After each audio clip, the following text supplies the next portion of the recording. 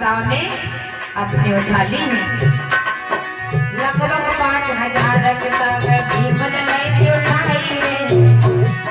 America में भीमला का पहुंच गए हर साई।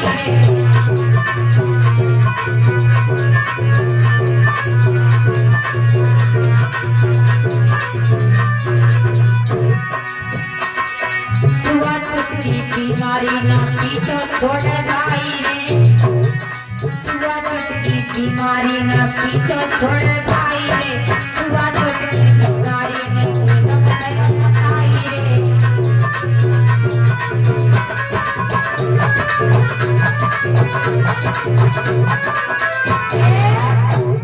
अम्बेडकर अमेरिका में जाकर के पहुंच जाते हैं। अमेरिका में जाकर पहुंचे तो बाबा साहब अपनी पढ़ाई में ध्यान पूरा लगा रहे हैं। और यही बाबा साहब कहते हैं कि मैं अपने समाज को आजाद करके ही रहूंगा। बाबा साहब 24 घंटों में कितनी पढ़ाई कर रहे हैं माता बहनों? 18 घंटे। कितनी? 18 घंटे पढ़ाई कर रहे हैं। और आजकल के लली लल्ला कौन सी पढ़ाई कर रहे हैं मालूम?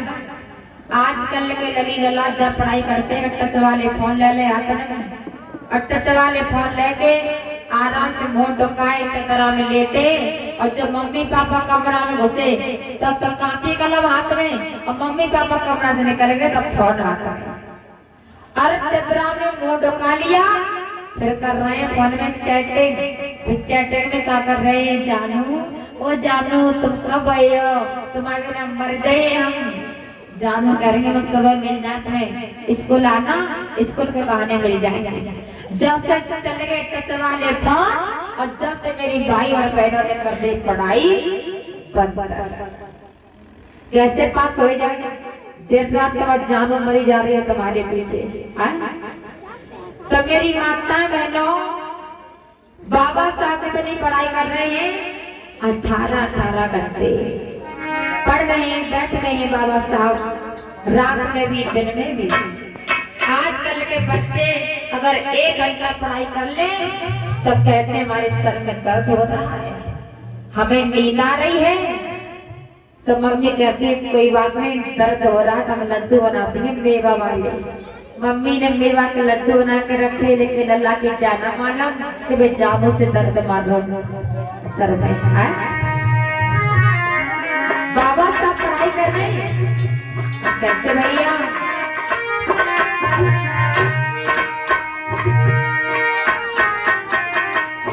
बाबा साहब अम्बेडकर, जो बाबा साहब इतनी पढ़ाई करने के बाद भी अपनी हिम्मत बाबा साहब ने नहीं हारी है।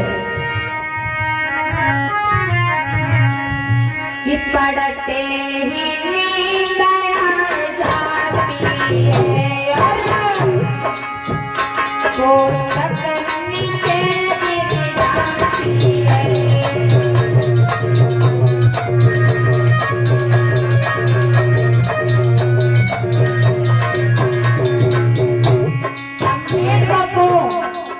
पढ़ते नींद आ जाती है तो पुस्तक नीचे गिर जाती है, छूट जाती है पढ़ते पढ़ते। पढ़ते ही नींद आ जाती है, पुस्तक नीचे गिर जाती है।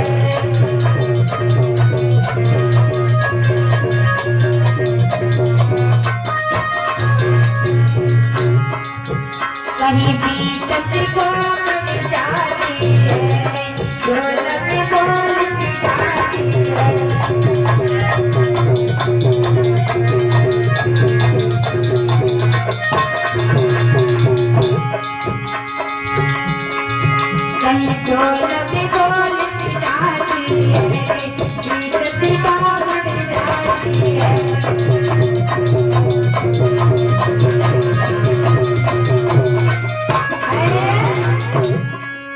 अम्बेडकर की जब आंखें खुलती है तो देखते मेरी किताब नीचे गिरी है।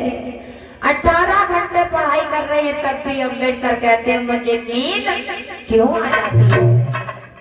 तब भी बाबा साहब कहते हैं मुझे नींद क्यों आ जाती है। देखिए बाबा साहब अम्बेडकर के जलवा को। अम्बेडकर जब पढ़ाई करते रहे अमेरिका में, तो अमेरिका में जाकर के बाबा साहब की नवल भटेना से मित्रता हो जाती है। नवल भटेना से जब मित्रता हो गई,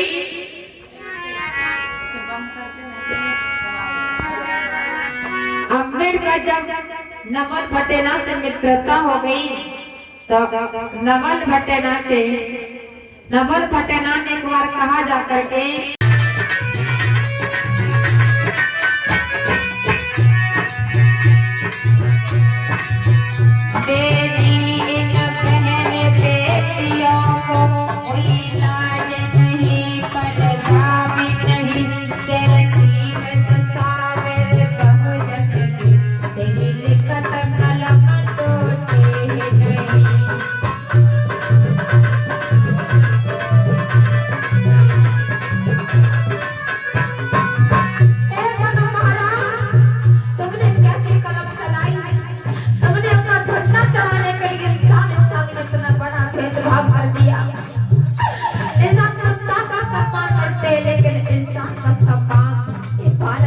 नहीं होता है। तुम्हारे चलते जब तक कलम भी नहीं टूटी बनू महाराजा। मेरी इस बहन बेटियों को कोई लाज नहीं, पर्दा भी नहीं, कहती है दशा मेरे बहुजन की, लिखत कलम टूटी नहीं।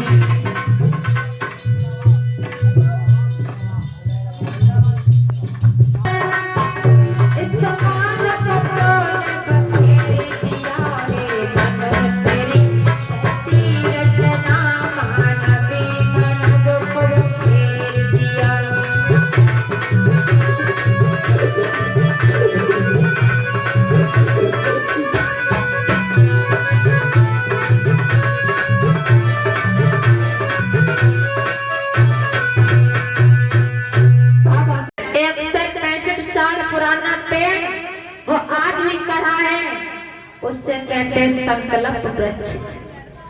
बाबा साहब अम्बेडकर उसी वृक्ष के नीचे बैठ गए, कह रहे हैं बाबा साहब अम्बेडकर, हे मनु महाराज,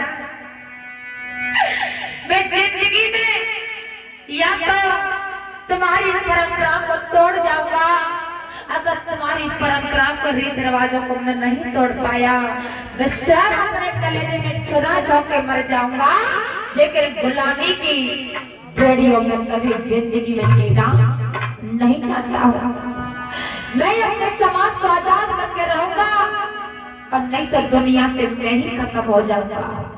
ये बाबा साहब ने बड़ौदा के स्टेशन पर पेड़ के नीचे कसम खाई थी बैठ करके। वो पेड़ आज भी खड़ा है, जाकर के देख सकते हो। उस पेड़ का नाम पड़ा संकल्प वृक्ष, जहाँ बाबा साहब ने संकल्प लिया था, या तो समाज को आजाद कर जाऊंगा, और नहीं तो मैं स्वयं अपनी छुरा जाके मर जाऊंगा। बाबा साहब ट्रेन का इंतजार कर रहे हैं, ट्रेन आती है तो बाबा साहब अपने घर पे पहुंच जाते हैं। माता रामाबाई घर में बैठी हुई है।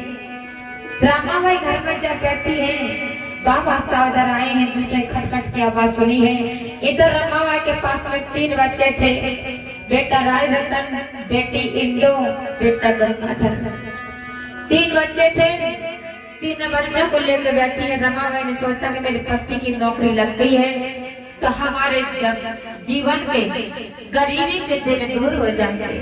बाबा साहब आए हैं, चुपचाप बैठ जाते हैं, रोते हुए चुपचाप तो जाके बैठ गए। तो रमाबाई ने अपने पति को देखा, उदास चेहरा। बाबा साहब से रमाबाई कहने लगी, साहब क्या बात हो गई, क्या हो गया ना? जब जब तुम मेरे घर में आते थे तुम्हारा चेहरा फूल की तरह खिला रहता था, लेकिन आज किस कारण से साजन मेरे चेहरे की दशा बिगड़ गई है।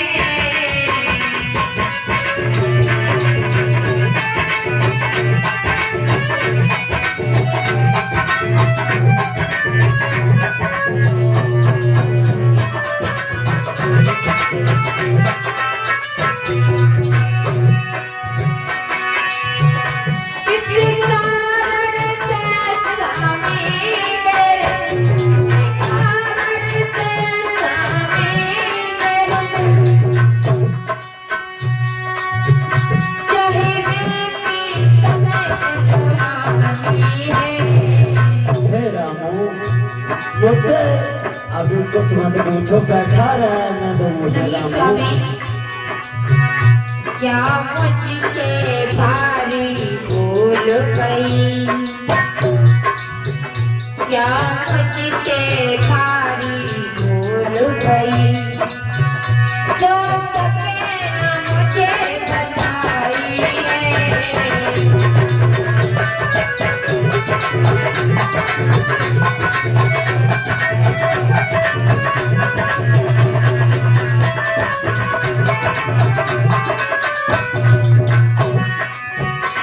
कारण प्यारे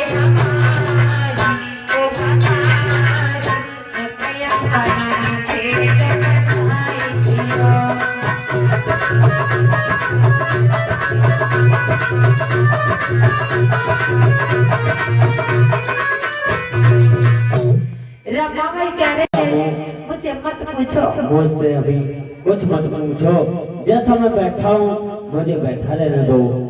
नहीं साहब, अगर कोई दुख है तो आप मुझे बताओ, क्योंकि दुख अकेले अकेले नहीं कटता है, एक दूसरे को बताने से कटता है दुख। हे रामू, हाँ। जब तुम इतना जिद कर रही हो तो मैं बता रहा हूँ, क्या? मैं इस जगह नौकरी नहीं करना चाहता जा। स्वामी, कहिए। आप तो नौकरी करने के लिए गए थे वैसे?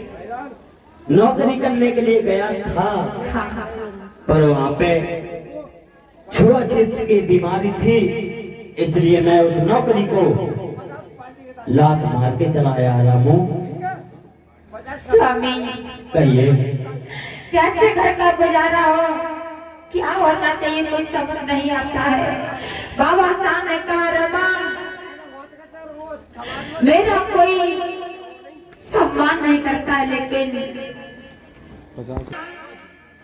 जहाँ मैं नौकरी करता था वहाँ चपरासी ने मेरा सम्मान नहीं किया, अपमानित किया। मैं ऐसी नौकरी को छोड़ के इस्तीफा लगा दिया मैंने। जहाँ मैं कमरे में रहता था उन लोगों ने मेरा सामान निकाल के फेंक दिया। मैं अपना सामान लेकर के वापस चला आया हूँ। बाबा साहब ने ऐसा जब बताया तो कहने लगे, बाबा साहब रमा मैं ऐसे हालात में नौकरी नहीं कर सकता हूँ। ब्रह्मा भाई ने कहा ठीक है स्वामी, कोई बात नहीं। बाबा साहब ने कहा रमा, मुझे मेरी बाकी पढ़ाई बची है, मुझे लंदन में पढ़ाई करनी है जाकर के। तुम्हारी ओर मैं देखता हूँ तो तुम्हारे पास 3 बच्चे हैं, इन बच्चों की देखभाल मेरे जाने के बाद, अरे जाकर के पढ़ाई कर लीजिए साहब, मैं तुम्हें नहीं रोक सकती हूँ, और मैं तुम्हें रोकूंगी तो आप मेरी बात मानोगे नहीं। रामू, आज रमा भाई जाने लगी है शाजनी, सुन लो बात हमारी, राम कहती आज तुम्हारी और साथ निभाऊंगी, हरि तुम साथ निभाऊंगी,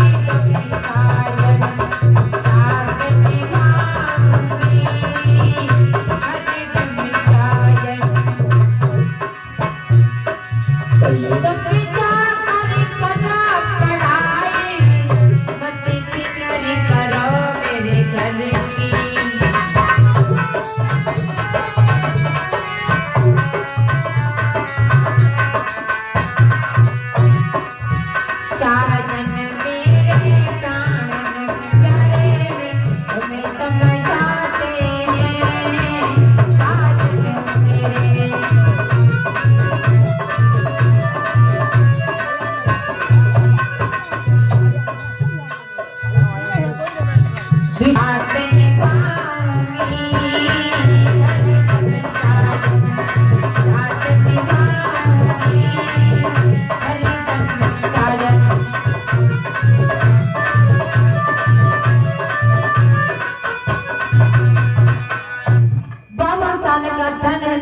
ऐसी रमा जो तुमने मेरे जीवन में आकर के मेरे जीवन को सुधारा है। लेकिन रमा मैं जा रहा हूँ, लेकिन बच्चों को मेरी इस बगिया में पानी लगाते रहना। प्यारे प्यारे बच्चे हैं मेरे।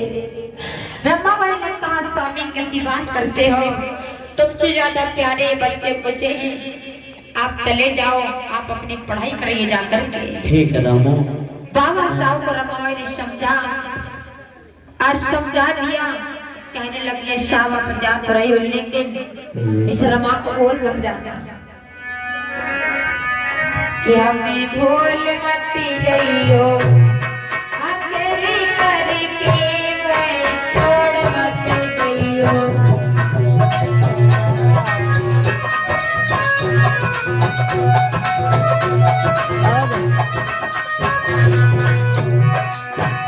कोई भूल मत जाइयो, अकेली करके छोड़ मत जाइयो।